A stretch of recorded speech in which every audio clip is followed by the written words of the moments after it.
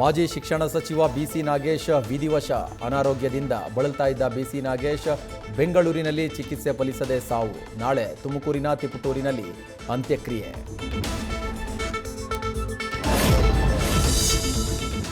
ಬೆಂಗಳೂರು ದಕ್ಷಿಣದಲ್ಲಿ ನಕಲಿ ಔಷಧಿ ಅಡ್ಡೆ ಮೇಲೆ ದಾಳಿ. ಕಡಿಮೆ ಬೆಲೆಯ ಔಷಧಿಗೆ ದುಬಾರಿ ಬೆಲೆ ಸ್ಟಿಕ್ಕರ್. 5 ಕೋಟಿಗೂ ಹೆಚ್ಚು ಮೌಲ್ಯದ ನಕಲಿ ಔಷಧಿಗಳು ವಶಕ್ಕೆ. ಹನೂರು ಎನ್ಕೌಂಟರ್ ಸಂಬಂಧ 4ನೇ ಆರೋಪಿ ಪ್ರತ್ಯಕ್ಷ. ತಮಿಳುನಾಡಲ್ಲೂ ಕಿಚ್ಚೆಬ್ಬಿಸಿದ 10 ಲಕ್ಷ ಪರಿಹಾರ ಘೋಷಣೆ. ಸಿಎಂ ಡಿಕೆಶಿ ಆದಿಯಾಗಿ ಸಚಿವರು ಸಿಎಂ ವಿಜಯ್ಗೆ ಟಾಂಗ್.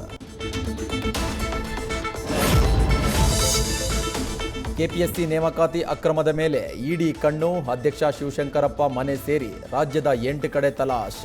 ರಾಜ್ಯಪಾಲರ ಅಮಾನತು ಆದೇಶ ರದ್ದು ಮಾಡಿ ಶಿವಶಂಕರಪ್ಪ ಮರು ನೇಮಿಸಿದ ಹೈಕೋರ್ಟ್.